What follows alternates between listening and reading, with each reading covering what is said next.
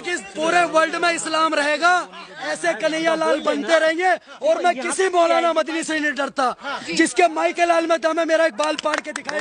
आप देखेंगे कैसे ये सड़क छाप गुंडे आए दिन सड़कों पर उतर कर अपने आप को सनातनी और गौ रक्षक बताते हैं। इन लोगों का काम बस इतना है, सड़कों पर आए और जितना हो सके हिंदू मुस्लिम और आतंकवाद के नाम पर अपना दुकान चला सके। ये गुंडे अपने आप को हिंदू धर्म के रक्षक बताने वाले आप देखेंगे जब किसी हिंदू के ऊपर अत्याचार हो या फिर किसी के साथ रेप ही क्यों ना हो और उस अत्याचार में किसी मुसलमान का नाम ना होकर किसी हिंदू या आरएसएस का नाम इन्वॉल्व हो, तो इन सारे गुंडों के मुंह पर ताला लग जाते हैं, क्योंकि इन गुंडों का दुकान बस मुसलमान का नाम लेकर ही चलता है। और सरकार भी ऐसे लोगों को छूट दे रखी है, क्योंकि सरकार को अच्छे से पता है इन गधों के वजह से ही हम सरकार में बने हुए हैं। अगर ये अंधभक्त लोग सड़क पर हिंदू मुस्लिम और देश का माहौल खराब नहीं करेंगे तो फिर पढ़े लिखे युवा जॉब और अच्छी शिक्षा के लिए सीधा सरकार से सवाल पूछने लगेंगे।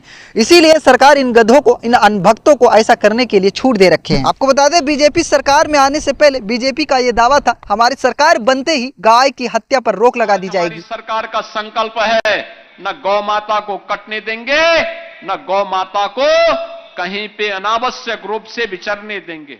लेकिन अभी 2014 से हर राज्य और देश में बीजेपी की सरकार है। आपको जानकर हैरानी होगी, भारत अभी बीफ एक्सपोर्ट में नंबर 2 पर है, और वो भी मोदी योगी के राज में, जो सरकार बनाने से पहले इस बात का दावा करते थे कि हमारी सरकार बनते ही गौ हत्या पर रोक लगा दी जाएगी। इतना ही नहीं, बीजेपी ने बीफ काटने वाली कंपनियों को जीएसटी में छूट दे रखी है। और ताज्जुब की बात यह है कि सरकार बीफ काटने वाली कंपनियों को हलाल सर्टिफिकेट देने का काम कर रही है। और अब सोच सकते हैं, सरकार बीफ काटने वाली कंपनियों को जीएसटी से छूट, वही एजुकेशन पर 18% का जीएसटी लगा रखे हैं। अगर सरकार चाहे तो इन सारे बीफ काटने वाले कंपनियों को मिनटों में बंद कर सकते हैं, लेकिन सरकार ऐसा नहीं करने वाले, क्योंकि सरकार को पता है कि इन कंपनियों से हमें करोड़ों का चंदा मिलता है। बीजेपी सरकार गौ हत्या रोकने की बात तब करेंगे जब वो सरकार में नहीं होंगे। अभी वो सरकार में है और उन्हें इन कंपनियों से करोड़ों का चंदा चाहिए, तो इसीलिए सरकार इन कंपनियों को बंद करके अपना नुकसान नहीं करवाना चाहते हैं। और वहीं दूसरी ओर बीजेपी की चालाकी समझिए, सरकार बचाने के लिए एजुकेशन पर 18% का जीएसटी लगा दिए हैं, क्योंकि सरकार को पता है अगर युवा पढ़ लिख लेंगे तो सरकार से सवाल पूछने लगेंगे।